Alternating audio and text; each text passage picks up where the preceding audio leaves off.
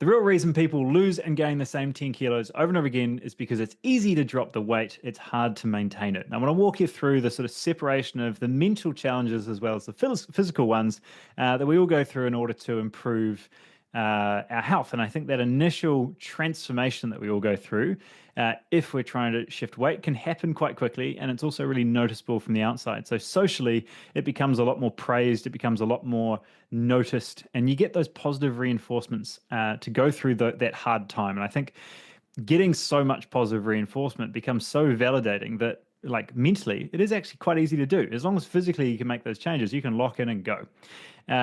We've obviously worked with so many clients that have shifted that first 10, 15, 20, hell, even 30 kilos plus. And that, for the most part, is not the hard part. It's trying to make sure that now we've come within 5 kilos, say, of our goal. What does that really look like to maintain that and not go back into old habits? And I think looking at that process in hindsight of the behavioral patterns that so many clients go through, Mandy, it's been usually addressing the root cause of where they gained the weight or the habits that were never reinforced initially, that as soon as there's the praise externally has gone, it's like, hey, remember who you're doing this for. What's been some of the discussions you've had with clients lately around at least reminding them of that, or making sure that they're not just myopically focused on like, okay, it's not just fat loss here, there's more to the picture. Yeah, such a good point. In that, I love it. I love it when we have these conversations because you say something and suddenly it reminds me of this whole thought process that I've had at some point in time and just forgotten about. And that is with weight loss, that kind of, it's dopamine essentially. You see the scale dropping down, you feel your clothes getting looser, people are commenting on it. There's all this positive reinforcement for you to keep going. And at the point when you get to a healthy weight, all of that does tend to dry up a little bit. And so you have to find that reinforcement of continuing to do the habits from inside rather than from those external sources. And so it's a whole change which people aren't prepared for, I think. So often, and I think it's especially with the people that get to that kind of 5 kg off their kind of goal weight or where they want to be, or just those last little bits where you have to be even more specific maybe to get to that goal. But people aren't necessarily noticing anymore. It's actually really shifting their internal drive for the thing on many different levels, and we'll talk about quite a few of them. But start measuring different things. Stop looking for the number on the scale dropping, because ultimately the goal is not to just be a smaller and smaller person of yourself until you don't exist anymore, because you wouldn't be here. So there has to be an end point to that scale number drop. But we need to start looking at something else that we're measuring. And I think those can become, maybe they become things like your energy, or maybe they become the things you can now do because of the weight you've lost and the strength that you've gained. Or maybe they're even strength gain goals that you start building in and you watch that progress over time. Or, you've got to start kind of looking at these things you're aiming for rather than that you're running away from. And we talk about this with clients quite a bit, that shifting of goals where you're no longer moving away from something you didn't want, whether it's pain or weight gain or lack of energy or lack of sleep. And you get to a point where you've got to shift focus and start moving towards something that you do want now. And it is kind of like it's a bridge, like a bridging point that happens in everyone's journey. And it's where a lot of people stop, unfortunately. And I think that's why we see people lose 10 kilo and then they just kind of pack the towel and then put it back on, and then they come back again a couple of years later and do the same thing over and over again. And they never cross that bridge into the actual maintaining what they've gained piece, which is maybe the harder bit, but it's a really important skill to learn, I think. Yeah, what's coming to mind here is this. There's actually a phrase that I use quite regularly, which is, I'm not impressed by 10 kilos. I'll congratulate you in 6 months, right? Which is, let's see how much of those 10 kilos you've kept off. And the reason I think that's important, and you and I have been in this world a long time, and I don't want that to come across cynical. I want that to come across how well have those foundations been laid, right? I'm like the builder that says, well, that's a nice house, but if they skipped on the foundations, it's not going to be there long. I am much more impressed by them taking 6 months to set the foundations properly so that house never has issues, right? And I think it's also a case where health, lots of people that work with us that are driven in certain areas, whether it be in their career or some other success avenue, there's usually no limit to the level to which you can go up, right? It's not like you reach $1 million and then you're done, right? Like you can kind of go to the moon with that. But in health, it's something that it does have a limit, or at least a change in outcome. So let me explain. If I go for a run, I will get fitter. But if I start running ultra marathons every week, it's not necessarily the healthiest thing I can do for my body long term, right? It's going to really wear me down. Deadlifting and getting strong is going to be healthy for my body. But lifting 300 kilos starts to really put stress on things in places that may not be that healthy, right? So it's more like this equilibrium of making sure that you're quote unquote successful, or performing in multiple areas at the same time, fitness and strength being two obvious ones. So it's a maintaining and protecting of these thresholds that we can manage, not necessarily shooting to the moon and making sure that we can all lift a 500 kilo deadlift, because that's not the pinnacle of health. And I think being able to look at that is such a shift in mindset when you come back to have you dropped the 10 kilos and then said, like, I'm done with this, cool. You're looking at it as such a finite goal, like a win and loss of time period, rather than realizing that like health is the only body we have. And if that's not here, we're not here. So it's quite literally like, how can we do this thing for the longest period of time possible, mitigating as many risk factors of disease that we can, and feel as awesome as possible in that time period.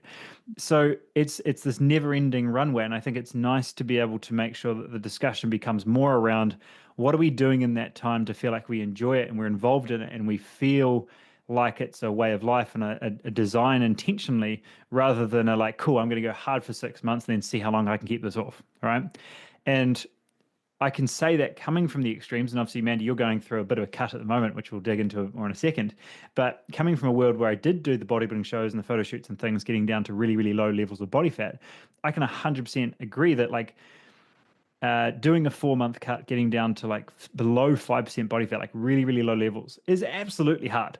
But it's not as hard as that rebound that you have to go through. Now, if you're at 5% body fat, you're not going to maintain that forever. It's literally an unnatural level of body fat that things start shutting down. So being able to get back in that range of 10 to 12%, I found it really tough. I'd always go from 5% up to 15% and then have to sort of take the next 6 months to come back into 10% because of just how mentally, without the goal of like, I can do hard things for a show, but now there's no show, why can't I have the pizza, right? And the second one. And trying to mentally go through that process of like, wow, like this is so much less sustainable because it's so mentally draining the whole time. Just maintaining 10% here would be an absolute breeze in comparison, right? So I can sympathize for that because I've 100% been there. I was always someone that was more on the heavy set side anyway, if I wasn't intentionally trying to get lean. But by trying to go through these drastic processes of trying to get ready for a show, for example, I just made it 10 times harder because I never found like a really nice baseline.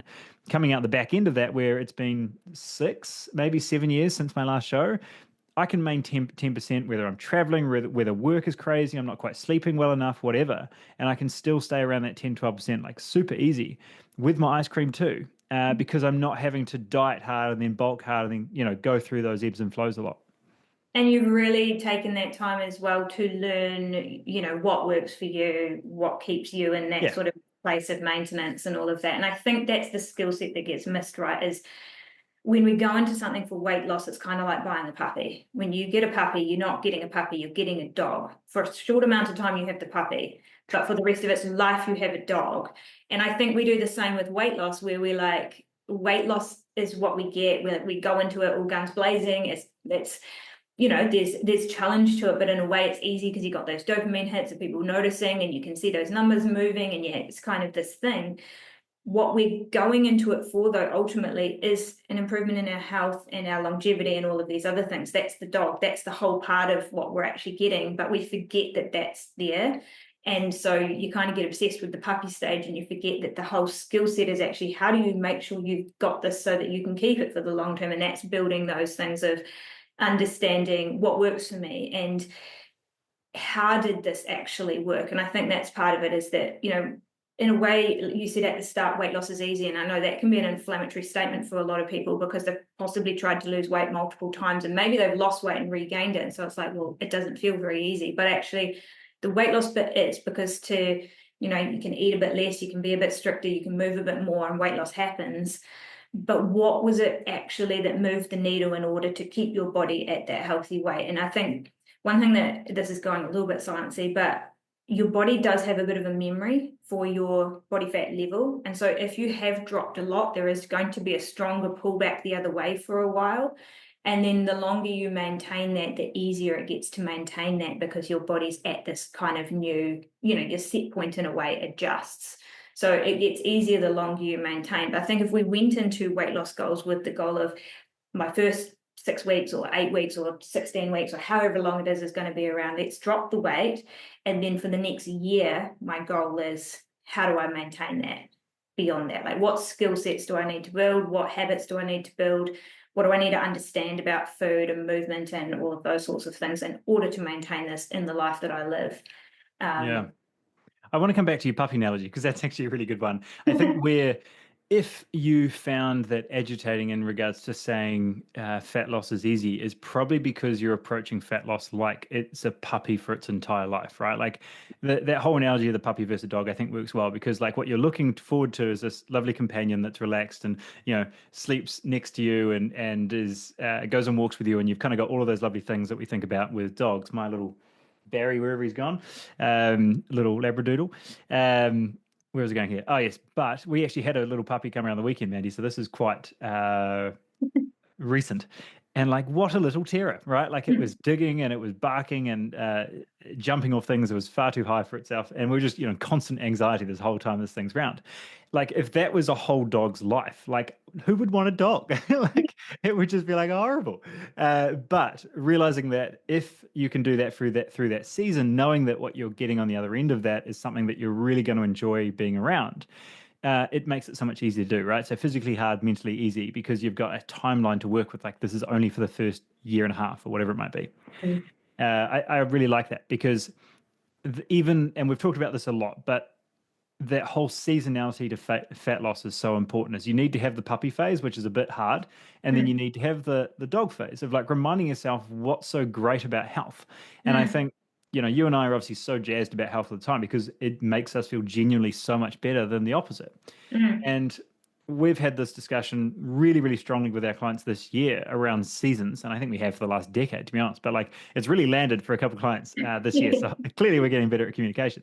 And talking through this space of like, cool, forget fat loss for a side. We're maintaining your weight and we're going to focus on strength and performance and fitness and all these things that just make you feel like Superman or Superwoman in the short term. So that when you do that next fat loss phase, it's so much easier. You've just got so much more of a baseline to work with. And you and I have both heard this from clients, right? Saying, like, this is such a mental shift, like not eating to get leaner, but like eating to feel better in my day. And then fat loss happened was like this mental paradigm shift. Yeah. Yeah, so important. I think it's been so much of a permission slip in a way for people to be able to be like, okay, so I just spent the last 3 months and I changed around my food structure and I'm eating more protein, moving more strength training now, and I dropped 10 kilos and I feel awesome. And maybe they've still got, another 10 kilo to go or whatever, but just saying the goal right now is to stay weight stable. Because honestly, if you stay weight stable after dropping 10 kilo for say 3, 4, 5, 6 months, you are absolutely way ahead of the curve because no one does that. Because everyone else drops 10 kilo and just puts it back on again, drops it and puts it back on again. So even though it seems counterintuitive, of the goal right now is not to continue dropping, but to feel freaking awesome, like you're eating enough, you're moving well, you're getting stronger, and you're maintaining the weight that you've got for the next 6 months or whatever, and you really rebuild that, your sleep, your hormonal systems, and all of those sorts of things, then you can go into another bit of a deficit, or you can drop again, and you're really powered up to do it. And it's so much easier. But yeah, I think that's been the fun part for me, is seeing that light bulb of it's okay just to maintain what you've got right now. And that's better than 99% of people are doing out there. Totally. Yeah. For me, it always reminds me of that friend you have from high school or your last workplace that was like the quote unquote entrepreneur that was doing like 10 different things at once, right? Like trying to make the quick buck in 5 different things and just getting nowhere. Whereas if they chose one thing and just did it for a long period of time, they'd be significantly better off. And I think it's the exact same thing in health, is just get rid of that chipmunk, like red button short-term quick fix thing, because in a very real way, if you do that four-week diet over and over again, you're just repeating that same process over and over again, which Mm. is dropping weight, which is also muscle, and just making that metabolic rate more and more, for the lack of a better word, damaged every time, and just harder and harder to get back to baseline. So, as you said, like giving yourself 6 months to get healthy, strong, fit, just purely focusing on building that engine. Nobody does it. And that's why everybody struggles with this stuff. And I think you used a phrase the other day I really liked, which is like earn your fat loss phase, right? Mm. And it was such a great way to think about it. It's like you can't come out of 6 months of stress and low sleep and everything's just in the toilet hormonally to be like, right, let's go through a successful fat loss phase. Like, no, there's so Mm. many things that need to be looked after before you go into that. And you end up just running off fumes and then deciding to diet. And like, of course, it doesn't go well. And especially if there's quite a bit of weight to lose. And one of my clients, in particular, we're doing this at the moment, where he set himself a goal of, I'm going to get to this point and then I'm going to just stabilize for a few months and Yep. then I'm going to go again. And I really like that approach because a significant, fat loss is actually relatively stressful for the body. You have to be in an energy deficit and your body doesn't like it. Fat in a way is our safety mechanism. It's kind of stored energy. We feel good. Yeah, we don't feel good about it because it's inflammatory as well. But, psychologically to our body, having some fat there is kind of a buffer zone, right? So to drop fat, there is an element of stress involved for your body. So you can't just kind of do that from, if you're 30 kilos overweight down to your goal weight without some sort of plateaus or breaks in there. So breaking it up and being like, I'm going to go for 10 and then I'm just going to stabilize at that. And I'm going to work out, what does my body need? How does it work in my day-to-day lifestyle, my work and all that sort of stuff, just to maintain that. And then you can go again. And then it really avoids that kind of real downturn of metabolic rate and loss of muscle mass and loss of momentum and I guess energy even, like mentally, you can kind of get a bit tired of it at that point as well. Yeah, yeah, it's such a good point. And if we do this with our clients right now, right? Where I'm constantly asking, like, how are you feeling? How are you feeling? Like the whole time, because as soon as like, oh, no, I'm feeling like, oh, I'm really suffering right now, but I'm really enjoying it. Like I'm feeling hungry, but like it's going well. Like mentally, there's a resilience there. And I'm like, cool, I'm getting out your way. You keep going, right? Whereas another person might be, oh, I'm like 2 days in and I'm already tired. I'm like, guys, it's 2 days in. Like this is what hard feels like. Go. Like time to drop the hammer and like lean into that discomfort. But like if that's, I guess what I'm trying to highlight here is how much mentally that resilience picture of both, am I choosing to do this hard thing, or am I kind of saying I have to do it and it's twice as hard as it needs to be? So there needs to be a real intention around it. And we've had some really, really good chats around like dropping body fat is not a calorie plan. It's very much a mindset of like, am I looking for those opportunities to find a bit of discomfort and really tackle it? Because as you said, it's very stressful to the body. And if mentally it's stressful too, it just feels all too much. And it's just all these cascading stress hormones making it this big, horrible process. So, give yourself that time to stabilize. And I very much have that sort of a mental trigger now where I'll kind of get to a point like I feel really healthy. I feel really good. Like I'm ready to drop the hammer now. And then surprise, surprise, the fat loss phase goes great because like all those hormones, all those mental drivers are in the right order to be like, no, I'm feeling good. I'm feeling a little bit hungry, but like mentally that's what I'm after. Right. Mhm. And I think it allows you to create and manufacture in whatever timeline you like that goal and momentum, because we've probably all felt that at some level with either a sporting endeavor or a fat loss phase that went well compared to a different one, where we had our ducks in a row and we felt so much better, right? And if you do feel like you're just fighting an uphill battle, that's mental just as much as physical.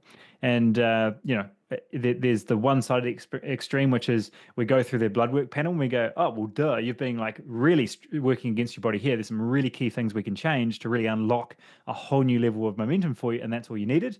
Or two, hey, actually your bloods are good. It looks like mentally there's something in your life here that we kind of need to either just give yourself space to rebuild, or it turns out you hate that job and you should have kind of got out of that 2 years ago. Start there and come back to me when you're ready. And I know that comes across as sort of dismissive and saying like, well, that's easy for you to say change your job. But I'm like, what I'm actually trying to get across is if there are areas and stresses in your life that are causing a level of disruption in recovery and mental space, of course, a fat loss phase is going to be harder because it's another stressor on an already burning flame.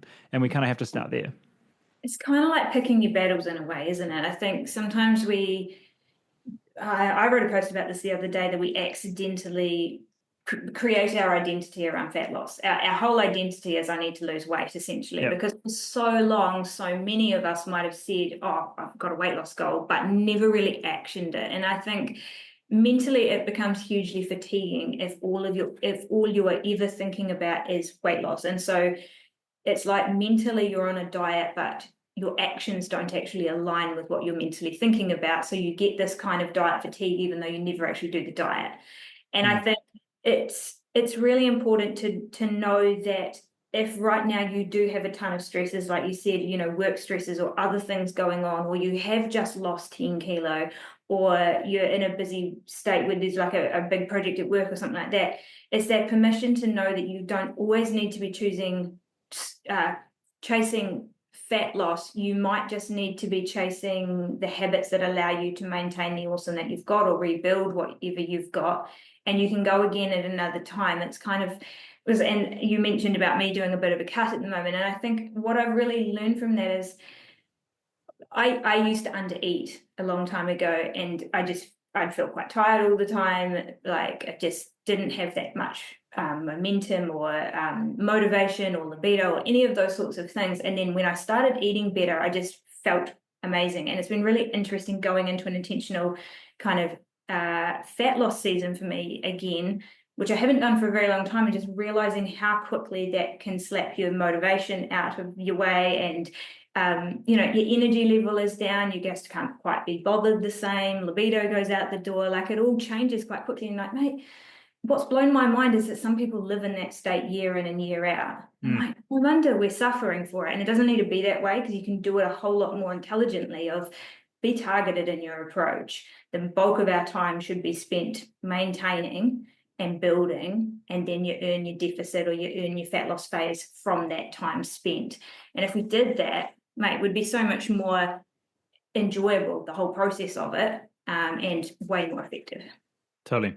Yeah. The one word I want to come back to that you mentioned was that permission slip. And I think that it's a permission slip to either go and really make it a very intentional season, or a permission slip to actually push it by 2 months. The reason that pushing it by 2 months gets a bad rap is because most people keep pushing it down the road, down the road, down the road. Yeah. And then they make it so hard for themselves, because by the time they actually get around to it, they're 20 kilos overweight or so inflamed that there's so much work to do. It's so much harder, right? So, Mm. as a health coach, we obviously see that happen a lot more, where it's like, if we started when you first talked to me, it would have been a 3 out of 10 hard, right? You've now waited 3 years, put on 15 more kilos and Yeah. borderline fatty liver disease at this point.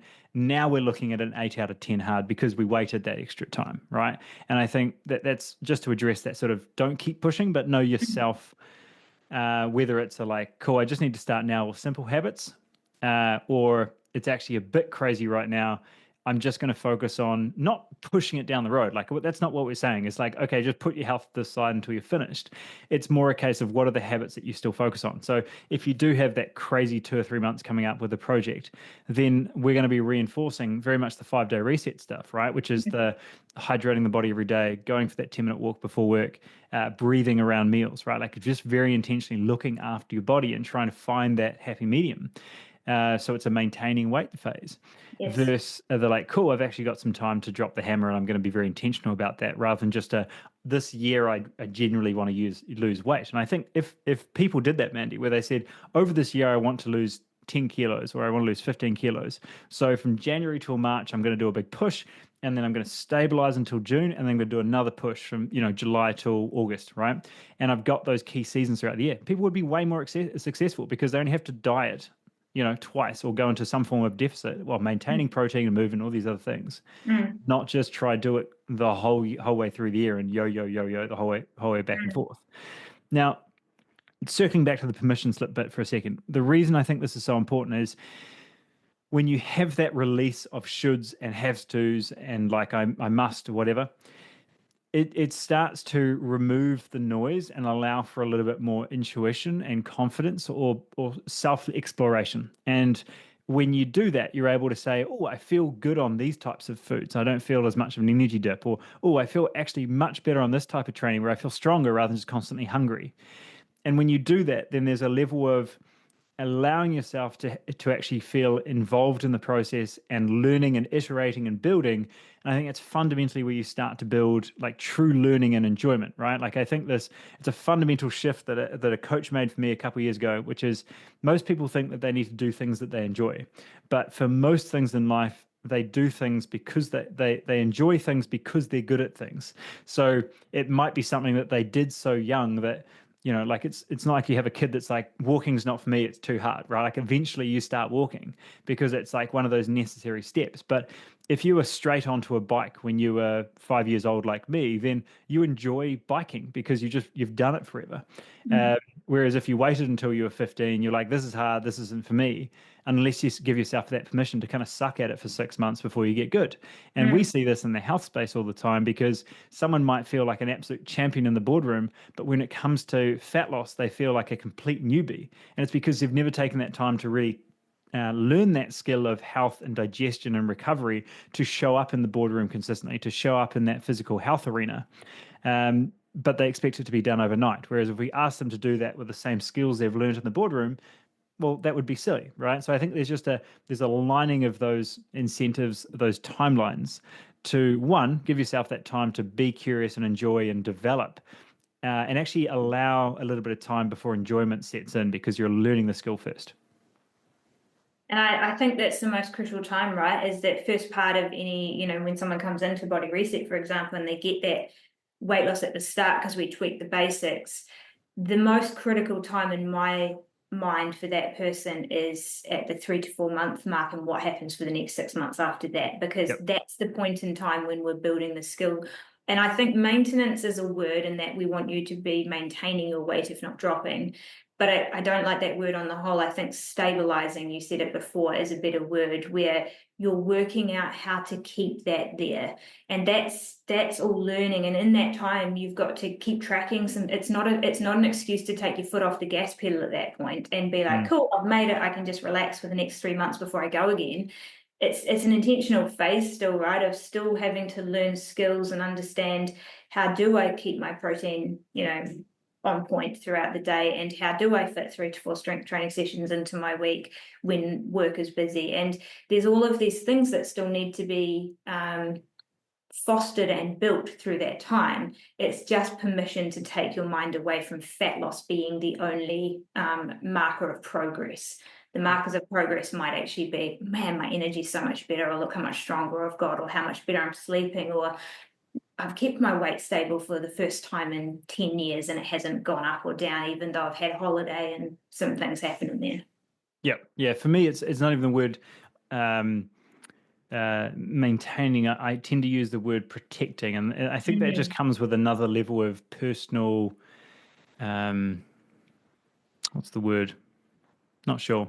Per- Personal intention. Let's just go with that. Because I think when you do have that busy phase where everything's crazy, it's so easy for us to say, oh, well, I couldn't because I had X, Y, and Z happen. I'm like, it doesn't even matter if it was a valid excuse. It's still your problem, right? And I Mm. think the longer you let that be your problem, the harder it is to get back to baseline. Like what, and you and I say this all the time, all of our coaches say this all the time, like what habits are you protecting through this phase? What anchors have you got in place? And when you've got that, it doesn't matter if your child's in hospital or you've got this work project for 3 months or you're just traveling abroad. What habits are you protecting, right? Because it's the classic, are you putting your own oxygen mask on first? But I think it's this overall intention of getting rid of the like, yeah, but I had this thing on. Like, it doesn't even matter if it's valid, right? Like, how are we looking after you?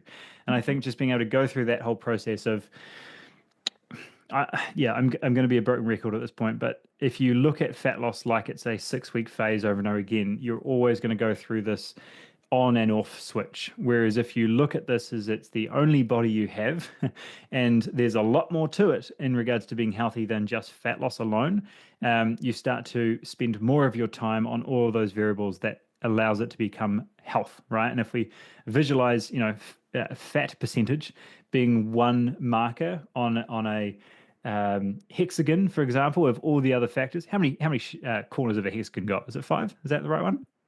Now we're talking about shapes. Someone will be able to tell me. Let's go. I'm going to go with something roughly at least 5 or 6. Everyone is going to Taurus. be shocked at our lack of knowledge on This is not our area. Yeah, yeah.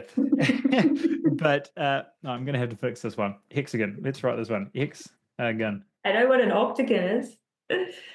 A six-sided polygon. There we go. Yeah, Okay. I was right. No, I said 5 initially, wasn't I? Okay, I'm one off. Anyway, so 6 is probably better anyway, right? What are those other 5 areas of health that you can address in that time period, right? So fat loss being one. What are those other 5 for you? Well, sleep quality. We're going to look at strength. We're going to look at fitness. We're going to look at sex drive. We're going to look at potentially some sort of recovery score or breathing rate or something like that, right? Like you can easily build those 6 and start to realize that, okay, I've actually spent 90% of my year focusing on fat loss and all these other ones have had no attention. And I think it might be a really nice way to look at this as being maybe this is a little bit one-sided. There's a couple other parts of this health picture that we really want to look after. So yeah, where we started today, Mandy, was very much this idea of fat loss being easy in the short term because of mentally we get so much gratification around progress, right? It's short term, it's easy to see those changes. But true health is not something that's just short term, it's long term. So mentally, that's usually a much bigger muscle that needs to be built than just the physical short-term changes. And when you explore that, as you said, sort of month 3 to 4, you've made some initial changes, you've had some momentum, and now you're looking into the abyss of the next 20, 30 years. What do you start to talk about or develop or strengthen to really protect those anchors rather than just quote unquote maintain what you currently have, which always tries, certainly in a fat loss space, everybody's worried about going backwards. And I think being able to start to look forward around what are those key other parts of that hexagon for now that we're actually working on allows us to potentially address a much more rewarding and a much more engaging, and I use the word engaging quite intentionally because if you allow yourself to iterate and learn that process, you also enjoy it. Therefore, you reinforce, staying on that path much, much longer. And we've talked a lot with our mastery clients and our coaches around this over the last wee bit, is that ultimate umbrella is long-term health and longevity, right? That's what we're all doing it for. Yep. But that is a very distant target. It's the horizon, and it can be really helpful in that period of moving from I'm not just focused on that one side of the hexagon anymore, and I want to focus on all these others, to put some kind of waypoints on those journeys, whether it's a 90-day goal or this month I'm going to, or just putting some target markers in there to continue kind of pulling you forward.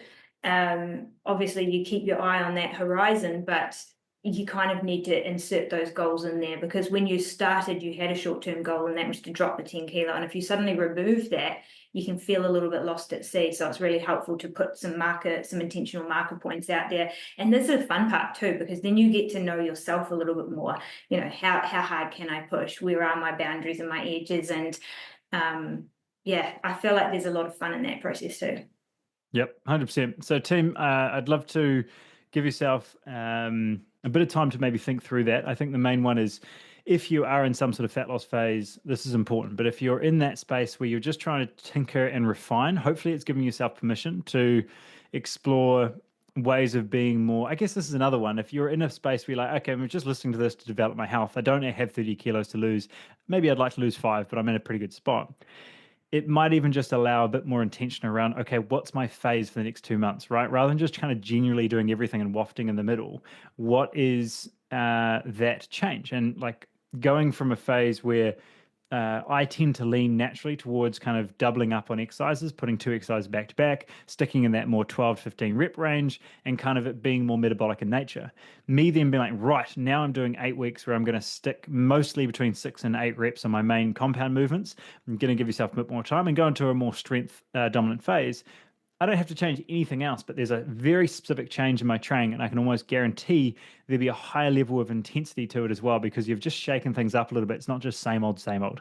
And I think even if that's the minimum you take out of this, we've just fundamentally changed the progression of your training for the rest of the year, because it's not just going through the motions of what you've always done, because your body will literally not change. So yeah, hopefully that's helpful. I'm going to leave that there. And until next week, team, give yourself some space to learn, get curious, and keep learning in a way that isn't just covering more time, but giving yourself more iterations to truly learn. And I think it makes a difference.